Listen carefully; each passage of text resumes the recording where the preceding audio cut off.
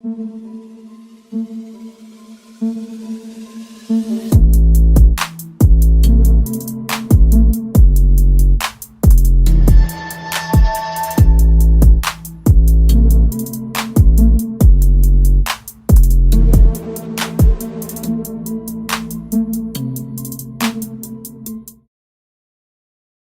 up, Wise Take Nation? Welcome to another edition of the NFL DFS podcast. I am your host, Patio Joe. You can follow me on Twitter at Patio Joe Ref.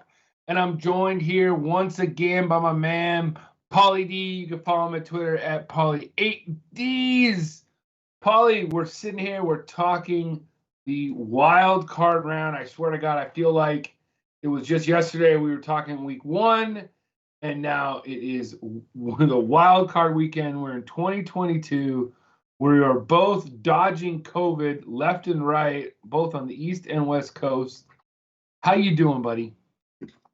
Hanging in there, man. You know, everyone around me has been getting it. I don't know how I haven't, but I'm happy to, keep the streak going.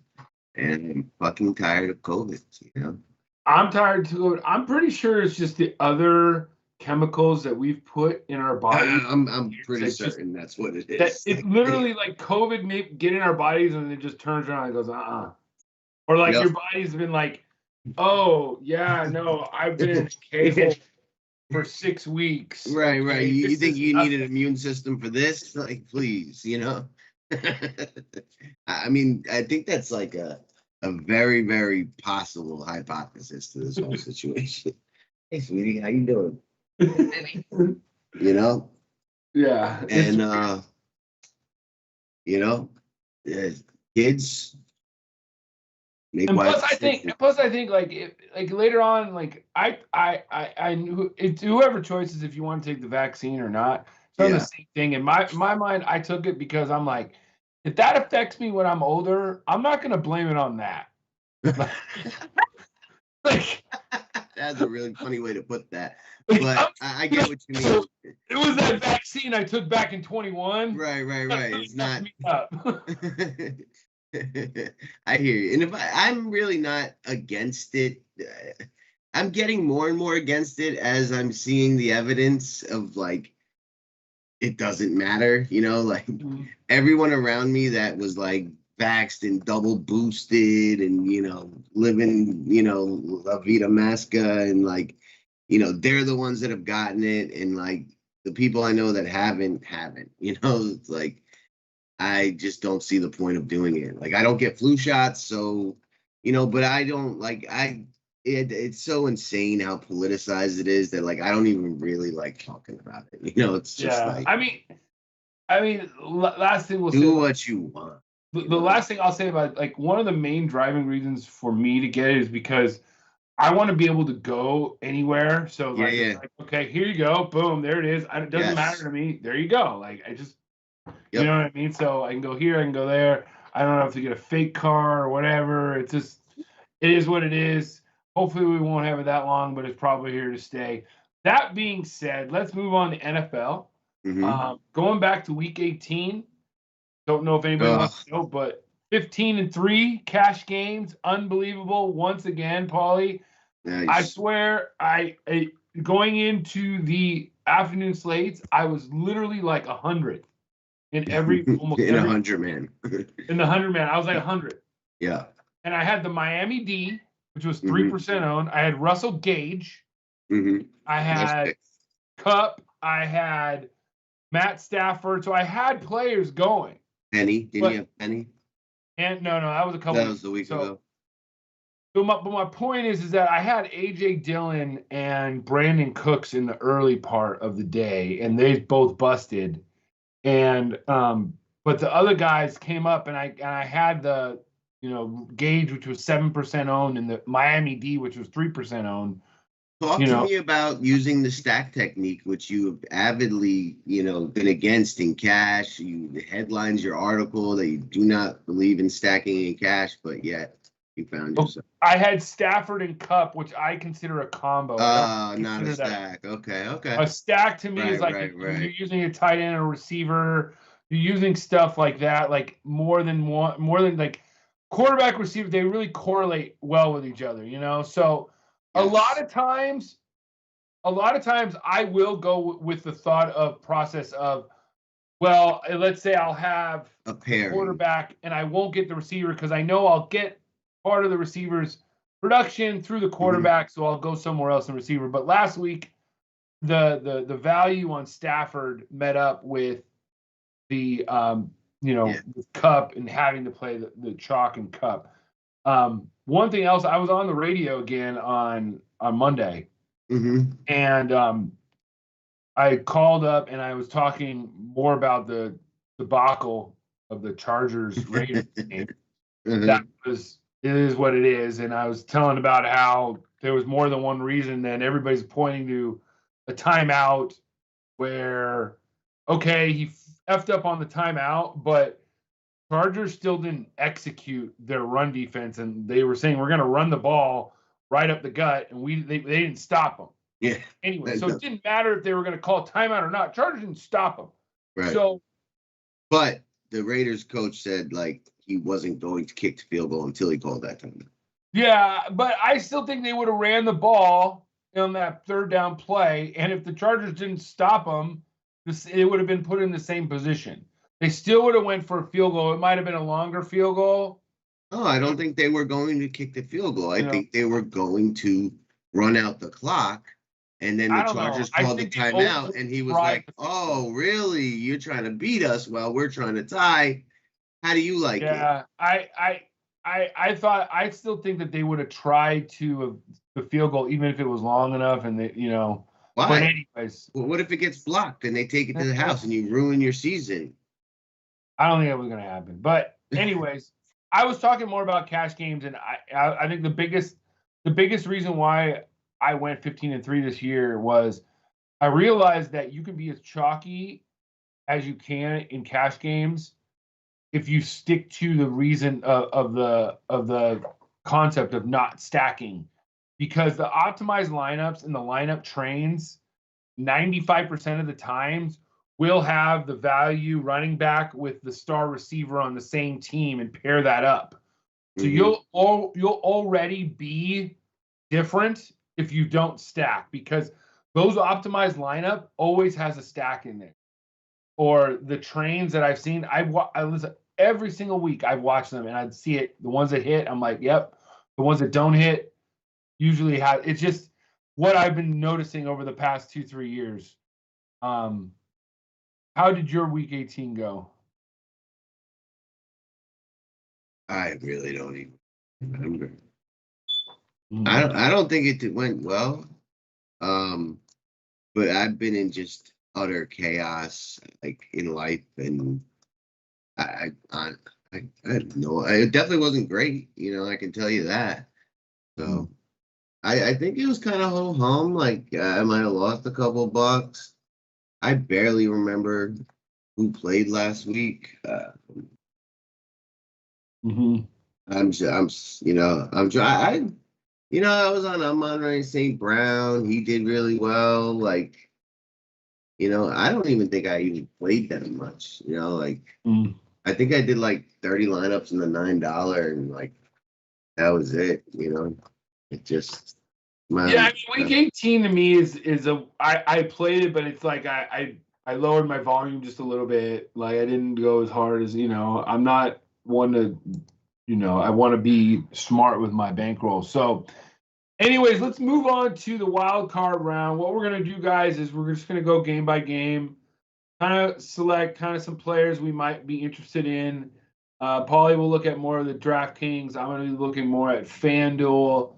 And then we'll make a pick of the game and stuff. I'll do the line and stuff like that. We'll get through it really quick.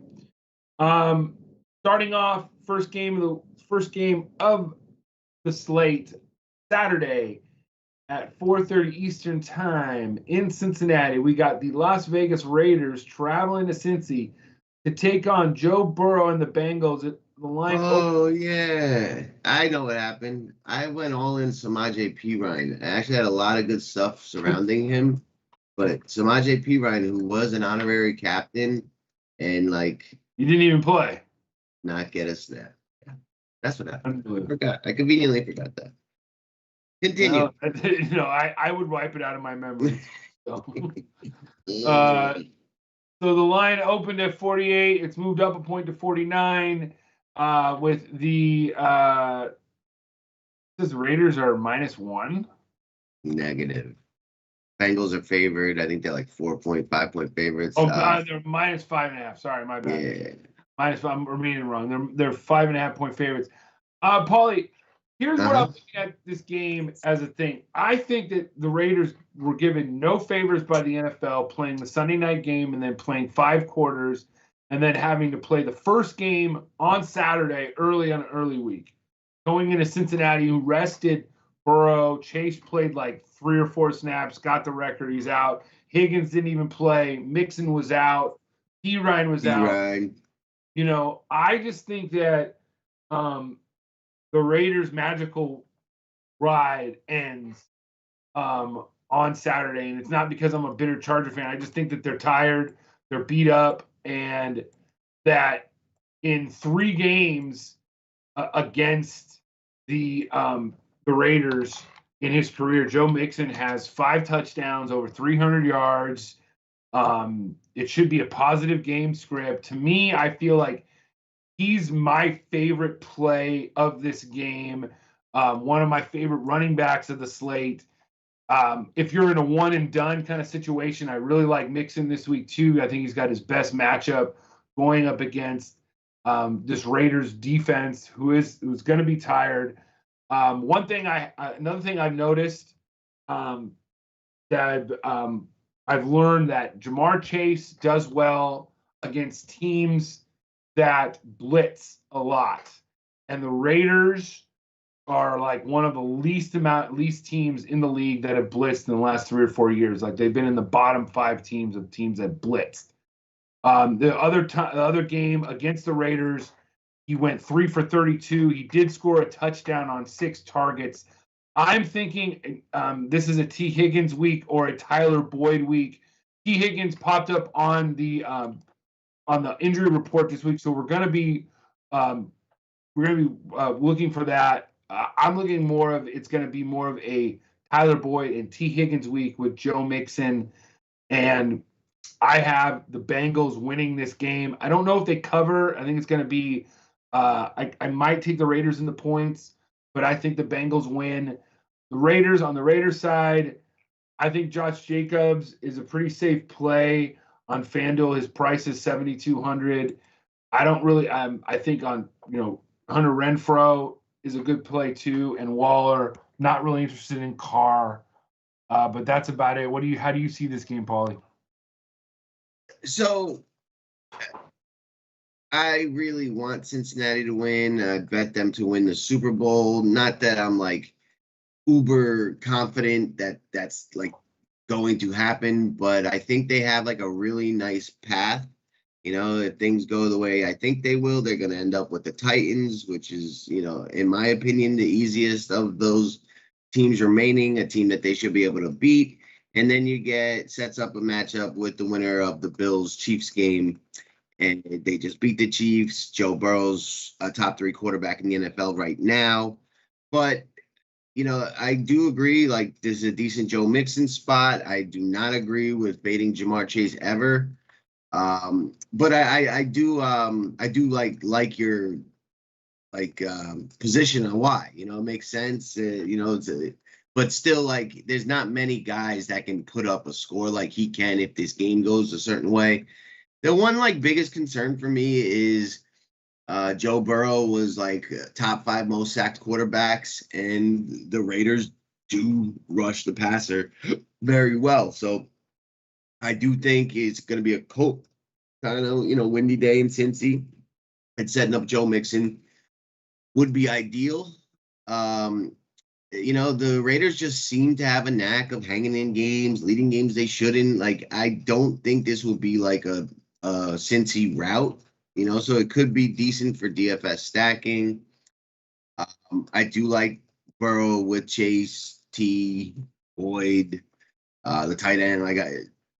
Joe Burrow threw for 500, almost twice in his last 3 games. He pretty much threw 2 or more touchdowns every game this year. He can run the ball in. he's literally a Hall of Famer already. People don't know it yet. But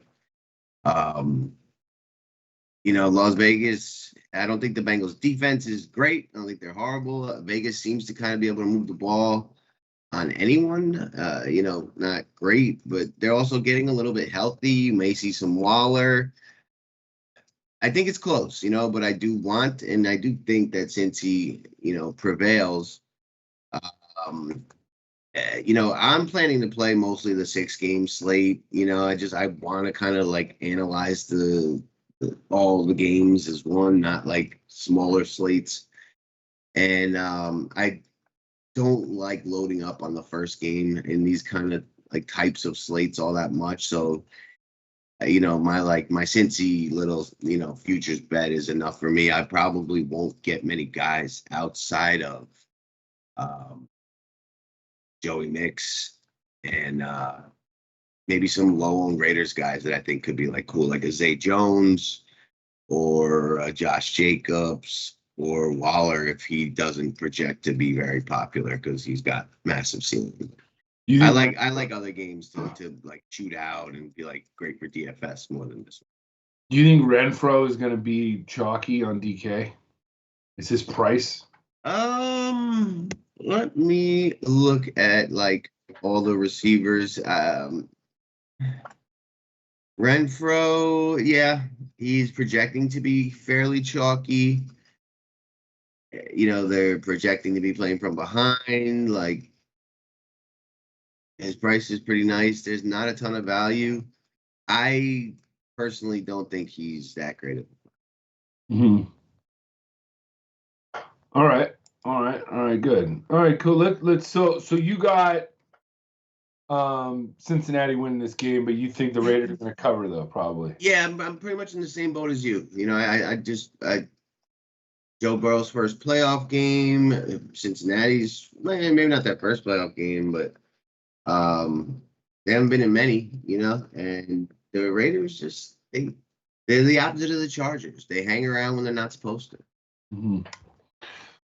All right, let's move on to the next game. We got, for the third time this year, we got the New England Patriots traveling to Buffalo to take on Josh Allen and the Buffalo Bills.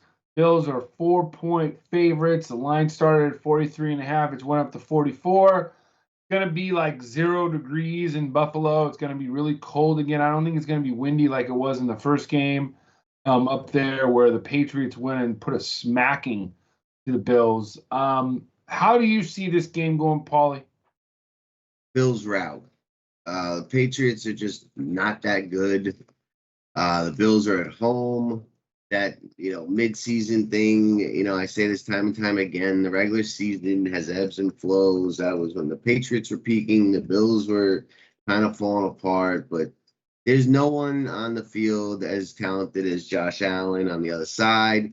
He controls this game with his arm and his feet. The fact that the line's moving up means the conditions are going to be fine. The only way I could have seen the Patriots hanging in this game was, if conditions were just horrible and they were able to run it and take the pass game away from the Bills. But Josh Allen, throws for 3 and change, runs for a whole bunch, runs touchdowns. It's a Bills route, 49-3. All right. I don't think it's a Bills route like that. I think, here's the thing to me that Belichick's going to try and run the ball. They're going to try and control the clock like they did in the first matchup. I mean, Damian Harris, he had, oh Christ, it almost felt like it was like 200 yards. He had 111 yards, and then Ramondre Stevenson had another 78. Yep. They ran the ball like 35 times. Obviously that game was just crazy with the weather, but it showed that you can run on the Bills. I think that they patched it up a little bit. I don't think that the Bills, like the Jets hung around with them last week a little bit until they pulled away at the end. I just think that I think it's going to be closer. I still think the Bills are going to win. I think they cover, but I think it's not like 49-3 like you do. Like, the The one play that kind of like I feel like there's a price discrepancy on this is this is more for a GPP, but this is more of a GPP slates anyways. Is on FanDuel. Ramondre Stevenson is 5,200, and Damian Harris is 70. He's 75, and they're both kind of banged up, and they both ran it, a lot last game.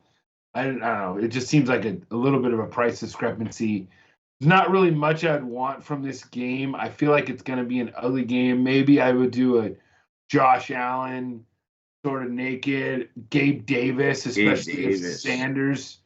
If Sanders doesn't play, I think Gabe Davis will be one of the most popular plays on the slate.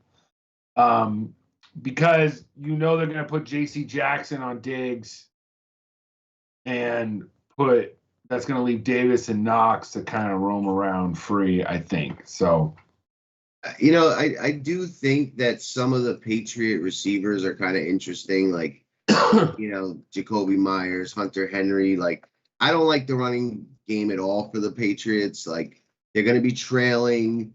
They're going to be panicking. They're going to have to throw. Like, I think like a Jacoby Myers could have like a 10, 11 catch game, maybe gets in the end zone. It's 49-7, something like that. And they just are really good low on value plays on the slate. And I love the Bills, like everyone on the Bills. I want Diggs. I want Davis. I want Beasley. I want Knox. I play a ton of Allen. This is going to be. I think you're going to get route. I think that you are on an island and you're going to get all those players at a low. Very low. I know that's why they're excellent for the GPP. Like, because most people are neutral on this. Like, it's going to be close. It's going to be low scoring. Maybe the Patriots win. You know what I mean? But those guys are cheap enough that it doesn't even have to go that way. Like Hunter Henry in a close game could catch 2 touchdowns at 3.7 at 3%.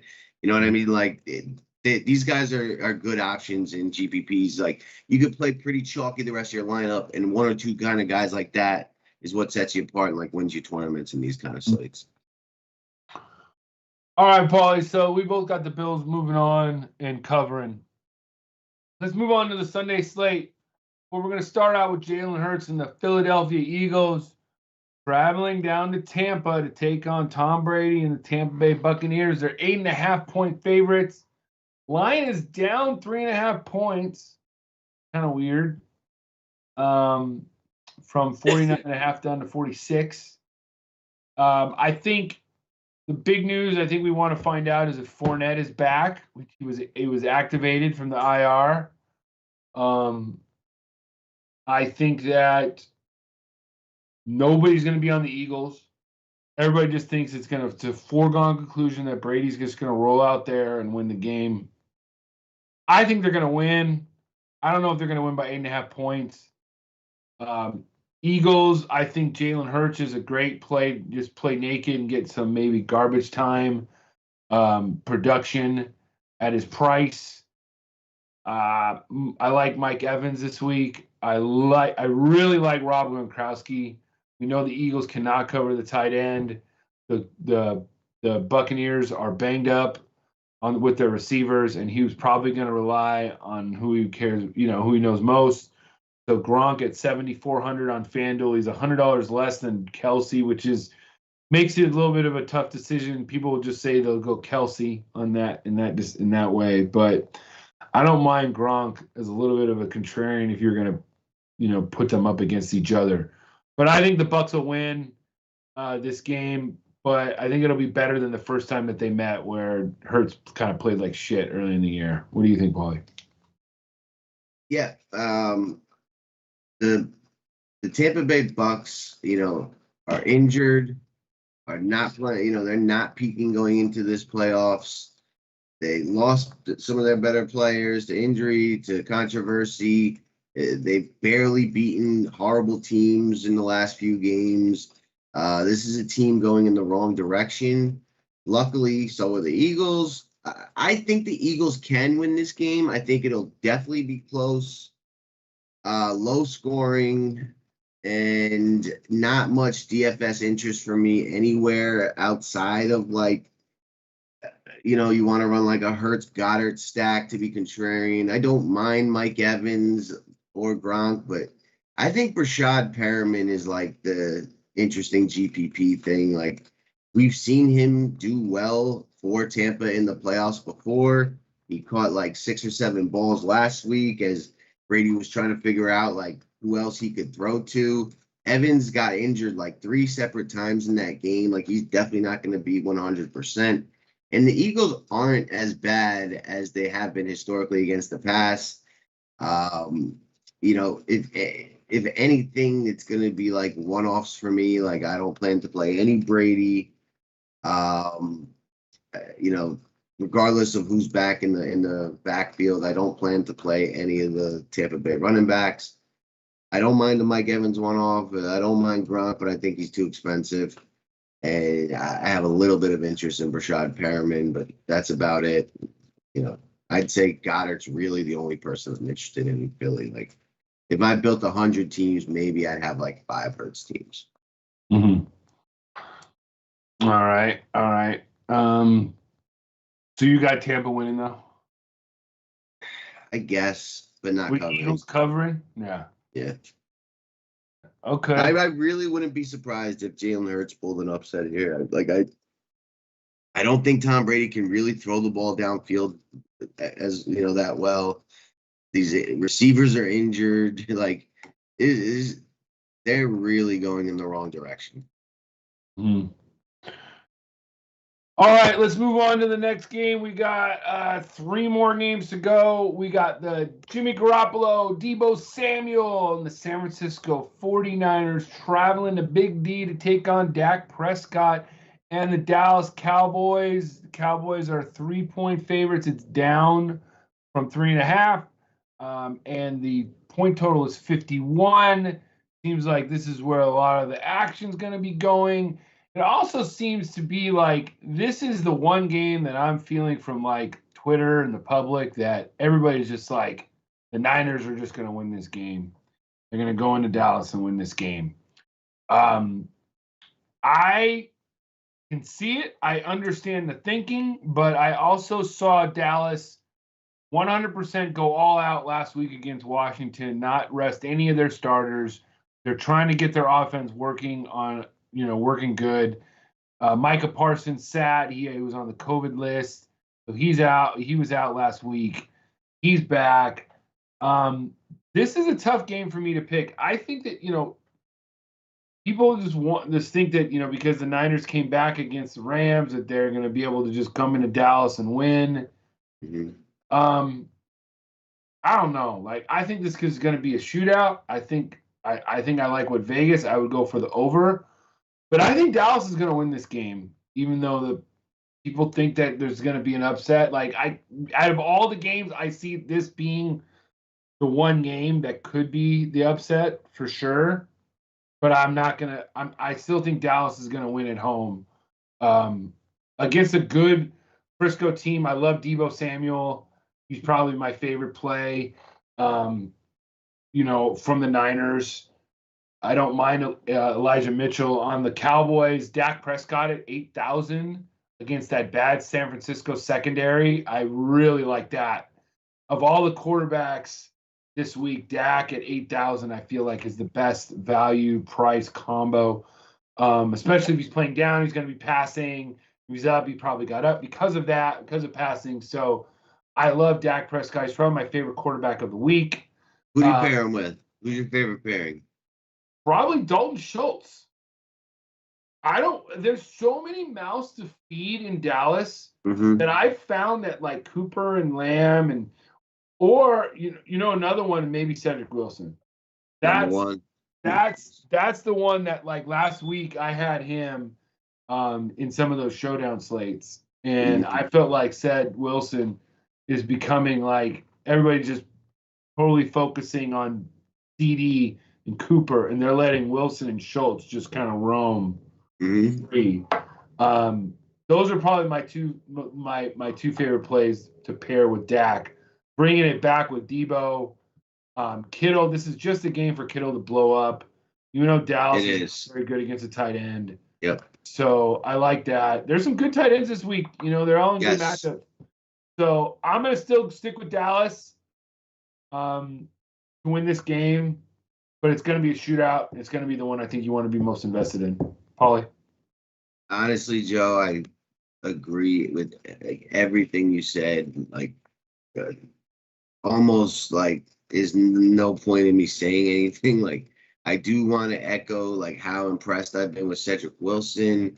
I don't think it's chasing. I think he's just clearly has the Gallup role, and he's gotten opportunities throughout the year. And every time he has, he's really shined. And defenses, like you said, are focusing on other spots. The Cowboys offense when Dak is rolling is might be the best in the NFL. I mean, Dak Prescott is just a winner, and he's gonna find a way to win this game. The quarterbacks is the difference to me, and it's just not even close. Both sides have a ton of talent. Deebo Samuel, what a season. George Kittle, beast. The run game for San Fran.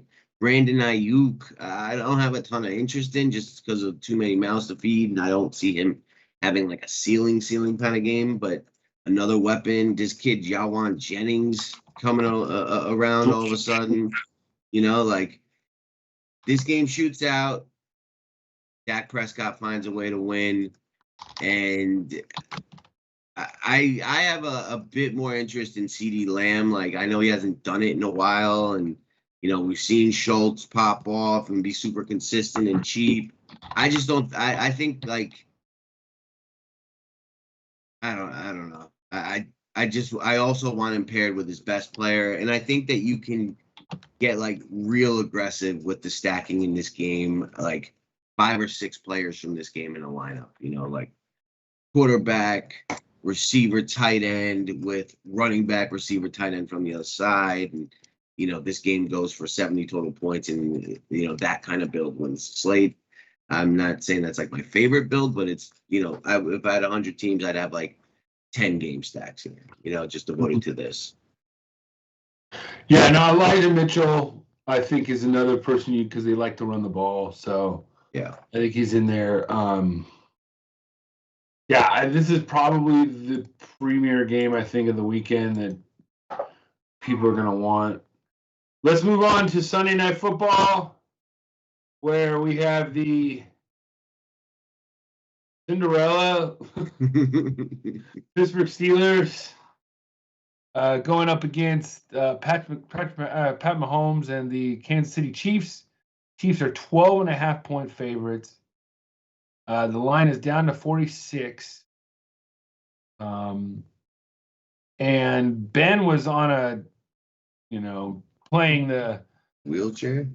Ben was on a press conference today saying that they have no chance, so they're just going to go out there. Nice. So, first off, I love the over. Mm-hmm. Like, I just think that this is going to be like the Chiefs get up, and it's just a backdoor. Like Ben's just thrown 50 times, mm-hmm.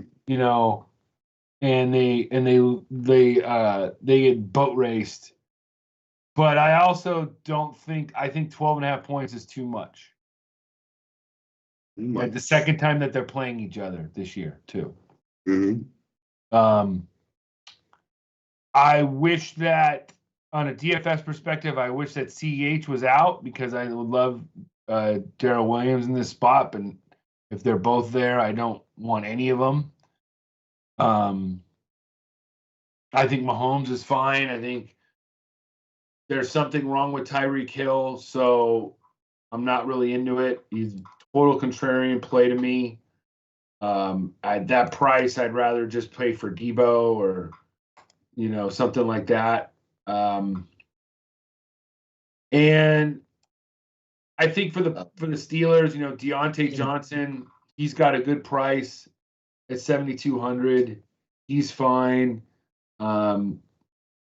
That's pretty much it. Maybe Freiermuth. He seems to be part. Maybe, and I don't know. I think Najee Harris at 8,000 I think on DraftKings, I don't know what his price on DraftKings, but 6-6. with the PPR, the full point aspect of him just getting dump offs all day, I like Najee Harris too. But it's just hard to pick against the Chiefs. I'm going to take the Chiefs to win, but it's going to be the over. But the Steelers are going to cover though. Okay, nice. I really want to see that interview. Like, I mean, that's got to be complete, like, being facetious. Like, there's no way. Like, oh, we have no chance. You know what I mean? But I'm curious to see like the manner in which he said that. But I don't think the Steelers cover. I think you're looking at like, I do think you get to the over. I think we see like 38-21 type of score. You know what I mean? But I wouldn't be shocked, if it's 38-24 or whatever the numbers are, that would make it a cover, 38-26. And like, I think Travis Kelce's rock solid, especially with Tyreek Hill dealing with an injury. I'm seeing Tyreek Hill projecting at like 35% ownership on the 6-game slate. Like, I really doubt that he comes out that high owned.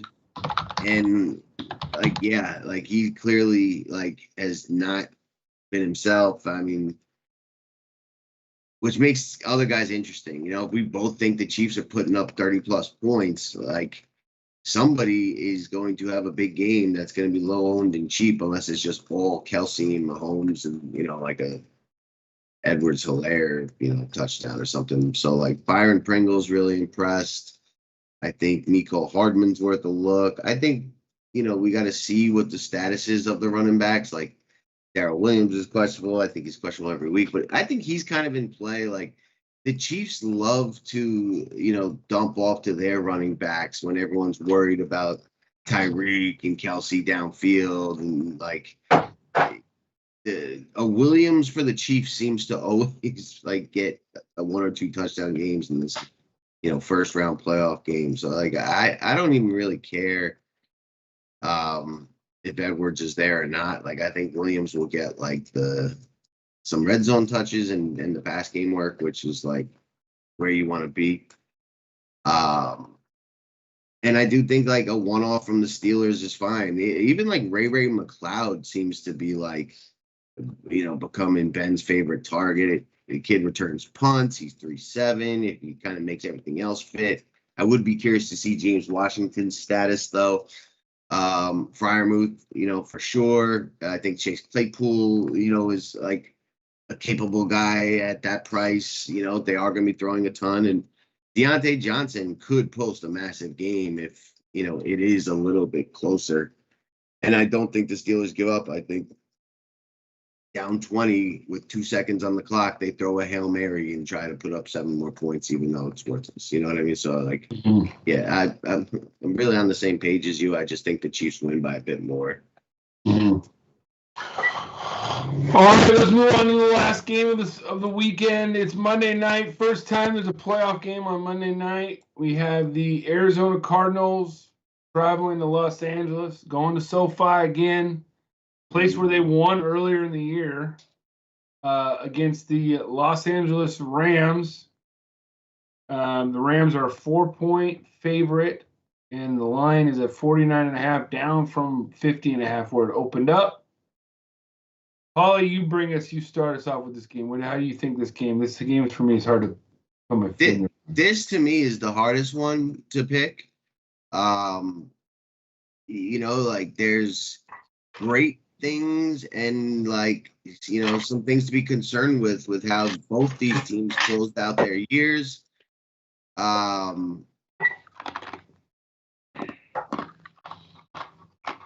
think the Rams being home and being a bit healthier will lead them to a victory, and having a more talented defense. But like, I'm like 51-49 because like, Kyler Murray could also, put this game on his back and win it. And, all the talented guys on the Cardinals. If DeAndre Hopkins were playing, it would be that much harder for me. But I just think the Rams are home and have a bit more talent healthy right now that will win out for them and get them through this game. But it's like my least confident pick and a game I like a lot for D. I think this is also the most likely to shoot out along with that Dallas game. Like, I don't see any world where there's not more than 50 points in this game. Mm-hmm. Yeah, I mean, and the Rams are coming off of a kind of an embarrassing loss where they were up. And, Yeah. Niners came back, and it's the first time in Sean McVay's career that he's been ahead at halftime and lost in like 47 games. Wow. Crazy. That is interesting. That is. Mm-hmm. Tyler Higbee really emerged as a big part of that offense last week. He's 4-1. You could definitely go double tight end this week on DraftKings. He's had 8, 9, 6, 6, 5, 5, and 10 targets in his last 8 games. And that's after they added guys, like Odell Beckham. You know what I mean? But he's clearly a guy that Stafford likes. And, Odell's an option. Van Jefferson, I wouldn't have a ton of, but he's an option. And I will have a lot of both of these quarterbacks for obvious reasons. And I plan to pretty much go like 80 to 100% Cooper Kupp. Like, there's so much value plays I like on this slate. I can make him fit. And I don't see how he doesn't have double-digit catches, a touchdown, and potentially a whole lot more. Mm-hmm. Yeah, I mean, it's kind of hard not to play him, especially if you can afford it. I think the Rams win this game. I completely can see the Cardinals coming in and winning it. Kyler Murray running all over them or whatever, because no D-Hop though. Yeah. I think that Connor is a big thing too. We have to be looking at. He's 8,000 on FanDuel, but he scored 2 touchdowns against these guys last game. Yeah. But he only had 31 yards. Yeah. But he also had 9 catches, 94 receiving yards though. So yeah, I think that all depends on if Edmonds is playing. Yeah. If Edmonds is playing, I just go stay away from that. What's your read on Sony Michel, Cam Akers? Sony Michel 6,700 on FanDuel. I feel like he's going to get the majority of the carries, no matter what. Why is he not? Like, why would you take it out of his hands? What was it? Why? Well, Cam Akers is back from his Achilles, which is a devastating injury. Like, mm-hmm. They eased him in.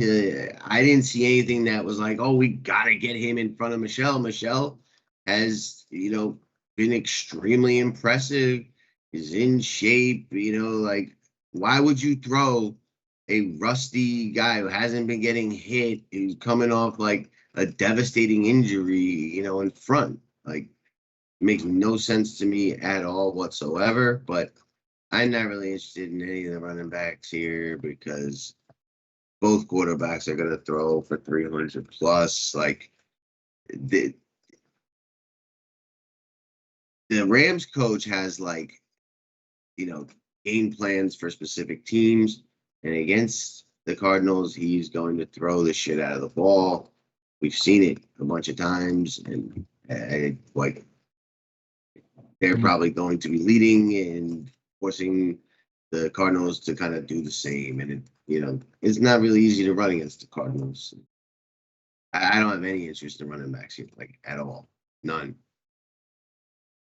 All right, so then if we pick it, everything holds true, then we would have the Bills playing the Chiefs in the second round. We'd have Cincinnati playing Tennessee. We'd have Tampa taking on Dallas and the Rams. So basically, we're picking all the the favorites to win, unfortunately. I think that's why everybody is on San Francisco. Yeah, they want to have an underdog. Is because they know that one of these teams is gonna win, Mm-hmm. and they just don't know which one, and they think, well, San Francisco is probably the most likely out of all of them. Yeah. You know, I got you. If I had to really pick an underdog, like to win, I think I'd go Philly. now see if I had to pick one underdog, Arizona. them or the Raiders. Like as much as I feel like I opened the show with the Raiders are coming off of a short week or whatever, Mm-hmm. but no, but that's a winnable game. You know, like yes. they match up well against Cincy. They could choke. Cincy has very much history choking in that first game of the playoffs. If you've noticed in their history, they've always played in that first game. There was a game back in Carson Palmer's era where he tore his ACL. It was the first game of the playoffs. Yeah, I was gonna say, if Joe Burrow gets hurt, he's not healthy coming into this game either. He really, outside of Aaron Rodgers, he might be the best quarterback in the game right now. I mean, yeah. Well, the guy from Los Angeles, Herbert, with what he did on Sunday night, the converting. You know, they said there was like a 800,000 to 1 odds for them to convert like all those fourth down. That fourth down touchdown, not the last one, but the second. Oh my God, dude, Justin Herbert is top 5 and probably more talented. You know, like he's more like Aaron Rodgers and Joe Burrow's like some blitz of like Dan Marino, John Elway, Joe Montana, and Tom Brady. But yeah, those two are definitely the most talented and special quarterbacks in the league right now. It's definitely not the guy in Jacksonville. You know, it's definitely not Tua. It's definitely not Daniel Jones. You know, like there's some other guys that are going to be good, but Joe Burrow, from the moment I saw him, I was like, I've never seen anything this special, like in college. And he's just like he hasn't missed a beat. He got hurt his rookie year. Prior to that, he had a team that was not good rolling. Now he's got them into the playoffs, beating the Chiefs on the way in. Like, I really think they're going to win the Super Bowl. Like, and if not, I think they'll get there. Maybe they'll lose to, the Packers or the Cowboys. But who do you think gets to the Super Bowl? Like, if you had to make a prediction, what's your thoughts? I think it's a very proper question for this type of show. It is. I'm gonna go with the Bills. I'm gonna go with the Bills. Playing the Packers. I just can't see. I can't see Rodgers screwing it up again, like he did last year. 37 touchdowns and only 4 picks. I mean, he's just been a machine. You know what I mean? It's really impressive. Yeah, it's hard. It's hard to pick against them. One other player though. When you brought up, you're an AJ Green stan? Is this an AJ Green week? I mean, let me think about that. I don't think Ramsey's going to be on him. Yeah, so AJ Green is like really good against man and horrible against zone. What do the Rams do? Well, I mean, last game against the Rams, he was 7 for 102, 10 targets. Mm-hmm. When was this? Like 2 weeks ago? This was back in December. Oh, no, back like a few weeks ago. He also went 5 for 67 and a touchdown back in October against the Rams. Okay, so the Rams probably play a lot of man. And, yeah, that is kind of interesting. Again,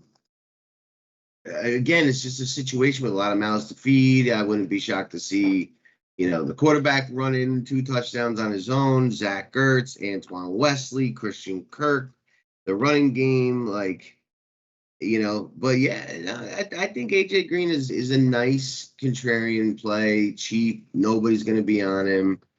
And it's really a matter of getting 1, 2, or 3 of those really right. surrounded by the obvious good plays on the slate that wins this kind of thing. You know, like I don't think like a contrarian, you know, like Raiders QB with 2 Raiders receivers, you know, like getting way off the board. You don't need to do that in this kind of thing. No. You know, finding 1 or 2 really nice contrarian plays that you can actually see hitting their ceiling at low ownership and pairing it up with the actual best plays on the slate, like Cooper Kupp and Travis Kelce, Dak Prescott, yada yada. You know. All right, that's going to do it for the wild card edition of the NFL DFS live stream. Be sure to be looking out for our content that's going to be coming out over the weekend. I'm going to have a little article going over the 6-game slate. Paulie's going to have his article as well as CK's core article. So, for Mr. Paulie D, I am Patio Joe. And as our man, CK, says in the back,